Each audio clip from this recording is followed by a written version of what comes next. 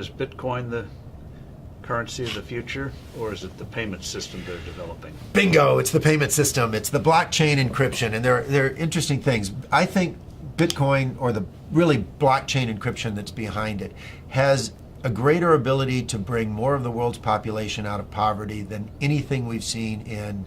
Well, for one thing, it's a cheap payment system. For one thing, it's a cheap payment system, but it's more important than that. It's more important than that. Blockchain cryptography is all about digital transfer of ownership in a completely transparent and public way. Okay, I don't want to go into any of the math and the complexity behind it, but think of what that means. That means that I can actually record ownership in public in a digital means. 50% of the world's population has a mobile phone. I read an estimate this month that in 2020, 90% of the world's population will have mobile phones. That's probably a high estimate, but that's okay. Now, $35 smartphones.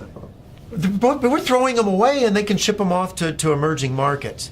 But what's powerful about this, now think about Hernando de Soto. Yes. Okay, the Institute for Liberty and Democracy in Peru. I really think Hernando de Soto should win the Nobel Prize for the work he's done. I hope he does. But he's gone around the world and identified one of the most powerful things to the economy and the creation of wealth, and that is the ownership of property. Which you can then use as collateral. Which you can use as collateral, and when you own it, you will develop it.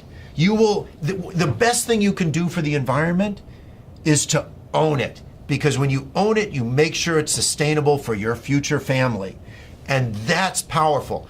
But they don't have the ability to own it. If you live in a shanty town, you operate outside of the legal economy. It's not that you want to operate outside of the legal economy, but you have no ownership of any property. Although in the neighborhood, everyone knows who owns what.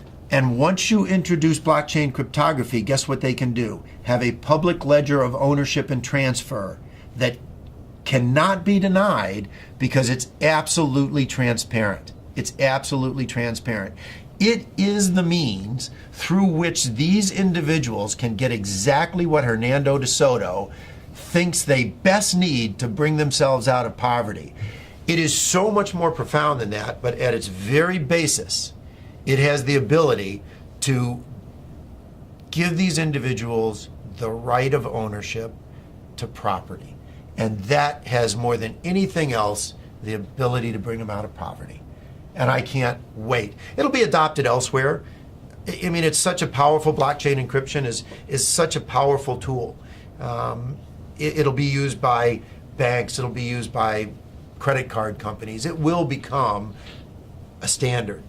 But what's more interesting is what it can do to poverty around the world, to eliminate poverty. But also, what does that mean, that technology mean for credit card companies and the whole payment system, crazy gobbledygook payment system we have today? Very expensive. Doesn't that blow it away?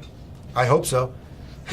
I hope so. I mean, think about it. When there was one manufacturer of phones in the U.S. government, what did we have? This big clunky rotary thing that sat on desks. Now, what do we have? Cell phones of all flavors, sizes. I can sit in Africa and on my cell phone take courses at MIT because they're public record. It's absolutely astounding what happens when you can actually innovate around the world and compete. And what is happening is blockchain cryptography, forget Bitcoin, creates a competitive technology, a competitive innovation that these credit card companies will have to adopt. The ones that adopt it first will bring their cost base down. And importantly, if you think about a retail store, and I have this with my kids. My kids are off in college and they go to a retail store, they use their credit card. And the credit card company costs the retailer $3 to $6. Right, because they reject the well, first the fee is high, and then they reject the transaction. Because why is this card suddenly showing up in some city, some place where I don't live? So it gets cut off. Well, with blockchain cryptography, the buyer and the seller automatically trust each other over an untrusted network. That's what's so powerful about it. A blockchain-based transaction is verified within 10 minutes. It's not verified within 10 minutes for a credit card, which is why 5 to 10% of all transactions are rejected on the spot. It's not verified until often days later. Even a check is not verified for days. And that is completely taken out of the system. So on day one, the retailer's sales go up because they don't have to reject the transaction and they save on the fees. It doesn't really get much better than that if you're looking for a disruptive innovation in any single industry. It's wonderful.